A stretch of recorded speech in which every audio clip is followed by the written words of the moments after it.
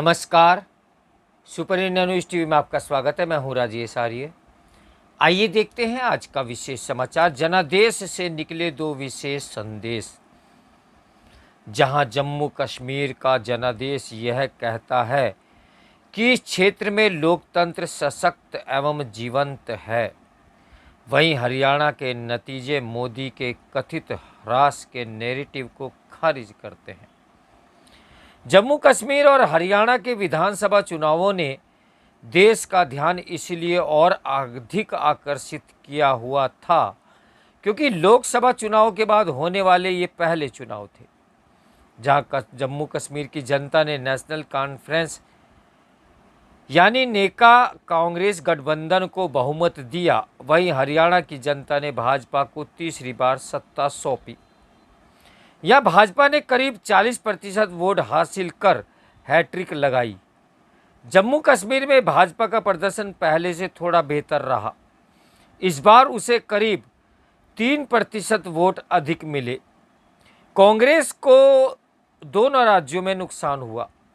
हरियाणा में सत्ता विरोधी रुझान तथा किसान पहलवान जवान के नारे के चलते कांग्रेस अपनी ताजपोशी सुनिश्चित मान रही थी, लेकिन उसे निराशा मिली।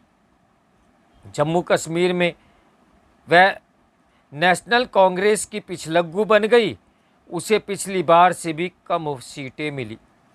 हरियाणा में ऐसा विमर्श बनाया गया था कि कांग्रेस को सत्ता मिलना सुनिश्चित है।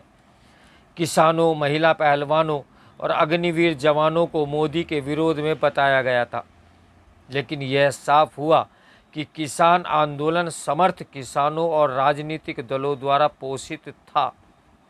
महिला पहलवानों का आंदोलन भी राजनीति से अधिक प्रेरित था और अग्निवीर पर अनर्गल प्रचार था। किसानों, युवाओं और खिलाड़ियों के उन्नयन हेतु मोदी सरकार के कार्यों को जनता ने सराहा है। नतीजों ने इस दुष्प्रचार की भी पोल खोली है कि महिलाएं और दलित भाजपा के विरुद्ध हैं। उल्टे जाट वर्चस्व के विरुद्ध गैर जाटों की लामबंदी हुई और अति दलितों ने आरक्षण उपवर्गीकरण पर भाजपा का समर्थन किया। जम्मू कश्मीर में अनुच्छेद 370 और 35A हटने एवं केंद्र शासित प्रदेश बनने के बाद यह पहला विधानसभा चुनाव था। 2019 के पहले या आतंकियों के फरमान, अलगाववादियों की बायकाट अपील और भय से भरे वातावरण में चुनाव होते थे।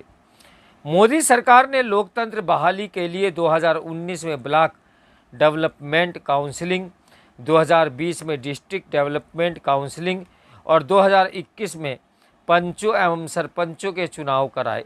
इसी क्रम में 2024 में लोकसभा चुनाव हुए। परिसीमन के बाद जम्मू संभाग में 43 तथा कश्मीर संभाग में 47 सीटें आवंटित हुई। भाजपा 60 सीटों पर चुनाव लड़ी, 19 कश्मीर में और 41 जम्मू में। पार्टी ने 23 मुस्लिम प्रत्याशी को टिकट दिया। कांग्रेस और नेशनल कांग्रेस गठबंधन के रूप में क्रमशः 32 और 51 सीटों पर चुनाव लड़े। 5 सीटों पर उनका मित्रवत मुकाबला रहा। महबूबा मुफ्ती की PDP के साथ गुलाम नबी आज़ाद की डेमोक्रेटिक प्रोग्रेसिव आज़ाद पार्टी और अल्ताफ बुखारी की पार्टी भी थी।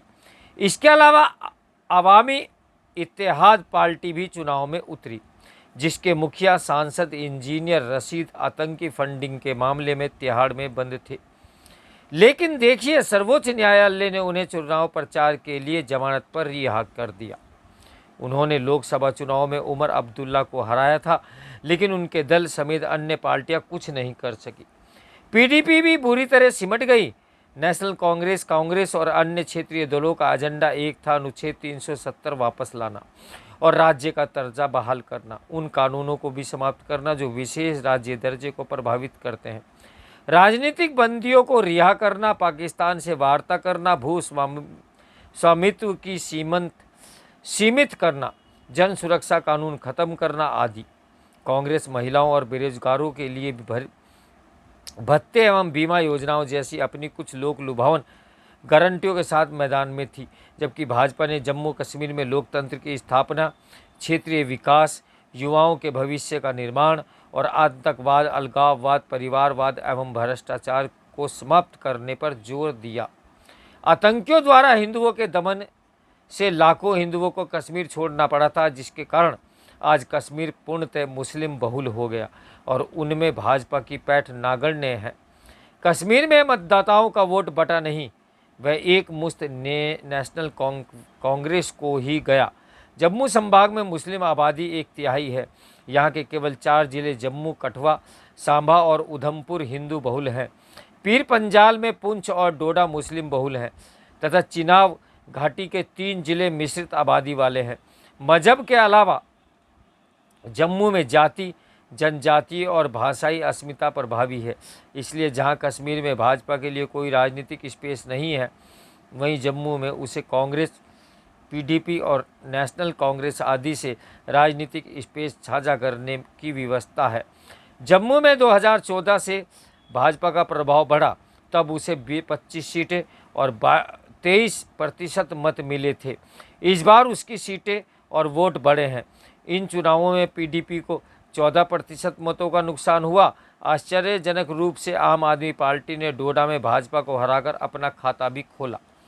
जैसे हरियाणा में भाजपा की सरकार बनना तय है, उसी तरह जम्मू कश्मीर में नेशनल कांग्रेस गठबंधन की उमर अब्दुल्ला सरकार बनाने की ओर जा रहे हैं। चूंकि केंद्र शासित क्षेत्र बनने के बाद यहाँ उपराज्यपाल की शक्तियाँ विपुल हैं, अतः शासन का स्वरूप पहले जैसे नहीं होगा। जम्मू कश्मीर के नए मुख्यमंत्री को अनेक महत्वपूर्ण कार्य हेतु उपराज्यपाल की अनुमति लेनी होगी।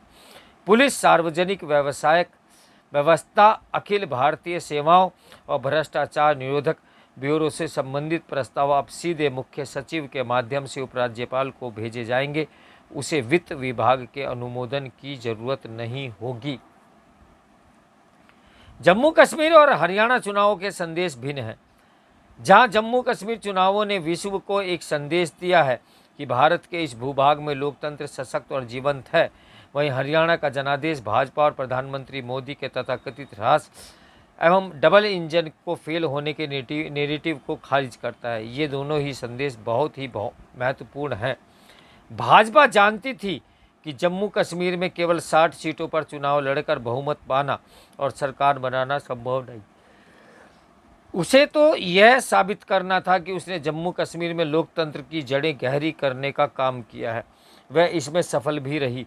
हरियाणा की अभूतपूर्व विजय से भाजपा को महाराष्ट्र, झारखंड, दिल्ली और बिहार के आगामी चुनावों में वांछित ऊर्जा और आत्मविश्वास अवश्य मिलेगा। तो मेरे साथ बने रहें सुपर इंडिया न्यूज़ टीवी की ब्रेकिंग न्यूज़ के लिए। नमस्कार, मैं हूँ राजेश आर्या।